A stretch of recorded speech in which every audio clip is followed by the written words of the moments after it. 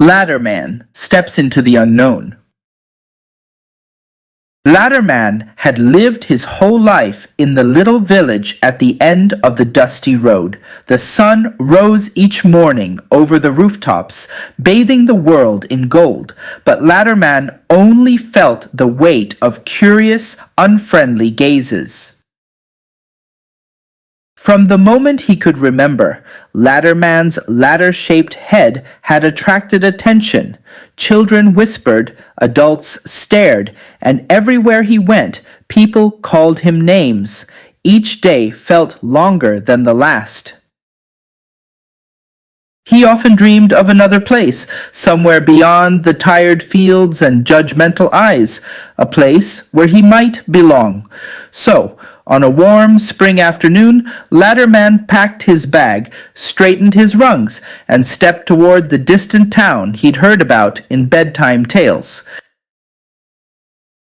The journey was no gentle stroll. He had to push through tangled woods, tumble over muddy creeks, and trudge through meadows thick with buzzing insects. His ladder head scraped branches, but he pressed on with grit.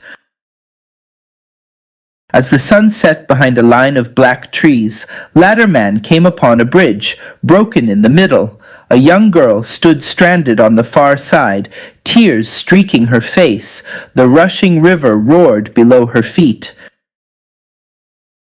Without hesitation, Ladderman called out, "I'll help you!" He crawled along the broken boards toward the gap. Secure yet nervous, he lay face down, extending his ladder head across the divide. The girl cautiously stepped onto the rungs, adrenaline in her heart as she crossed to safety. "Thank you," she whispered, before vanishing into the night. As Ladderman sat catching his breath, he realized he felt something he'd never known in his village. Pride. Maybe his difference could be a gift instead of a curse. Arriving at the city gates in the hazy morning light, Ladderman paused. Towering stone archways loomed above, and the street beyond swirled with noise, color, and unfamiliar faces. He hesitated, feeling small amid the bustle.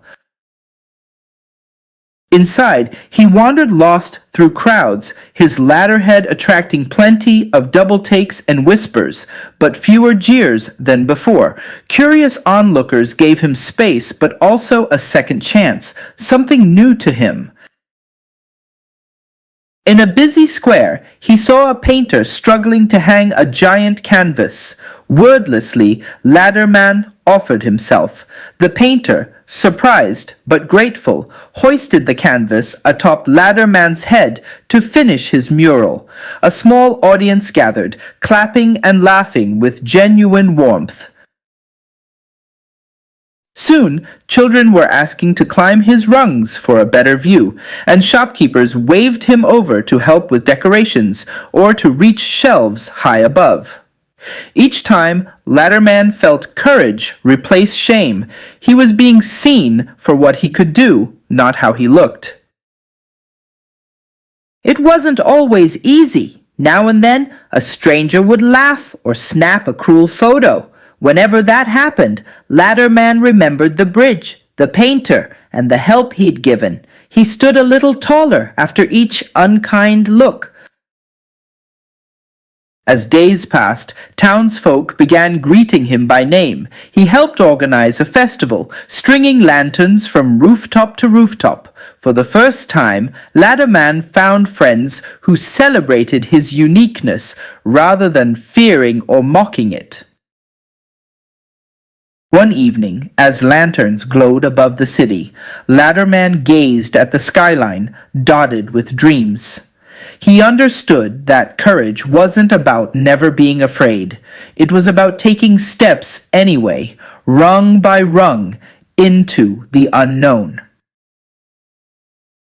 News of Ladderman's kindness and usefulness even reached his old village. Some people came to see this changed man, and they brought stories of their own.